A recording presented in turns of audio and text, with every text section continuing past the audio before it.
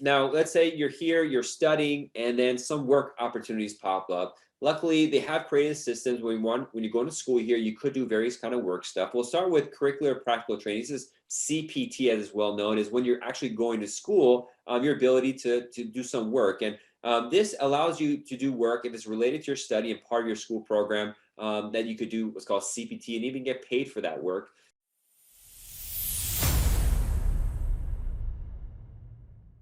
So that's something the school you'd work with your international office. They would approve it if the work is approvable. And there's a thing that you may hear called first day CPT. For some schools, they say as soon as you start going to school, you need to get on the job training, and so they'll let you do it. Be careful with these schools. A lot of times this could be potentially fraud. Some schools, very few, but some are using the F-1 aspect, this first day CPT aspect, to kind of bypass getting the work visa. And there's actually no classes. You just get a work visa. There's scams. Even ICE, the enforcement, creates fake schools to catch people in this situation. So don't think it's too good. It might be too good to be true if your school says, okay, come here, we'll get you a work visa, do whatever you want, and you don't have to come to school. That's going to be really bad, so be careful of that.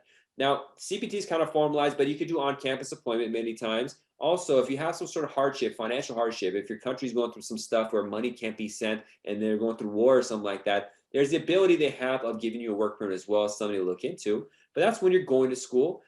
If you graduate, there's a thing that's the major part of the program for student visa holders. It's called OPT, optional practical training, for you to spend a year to get training in what you're doing, what you learn in the field. So it's for 1 year. And then if your major was STEM related, science, technology, engineering, and math, you could get additional 24 months after that. So a couple of years of being in the United States and working.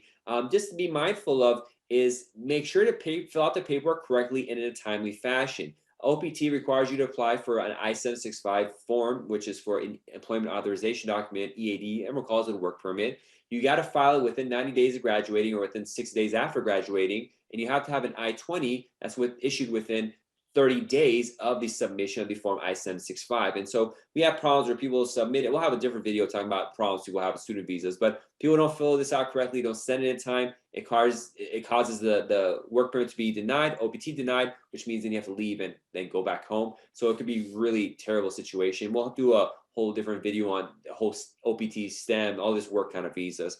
Thank you for watching this educational program. To get the latest videos, click the subscribe button and the notification bell icon. Also, help us help the immigrant community by liking this video and sharing it with your family and friends. You can also find us on other social media sites like Instagram, Facebook, TikTok, LinkedIn, and Twitter, where you find the latest updates on immigration news, policy changes, and tips. Be safe and God bless. See you soon.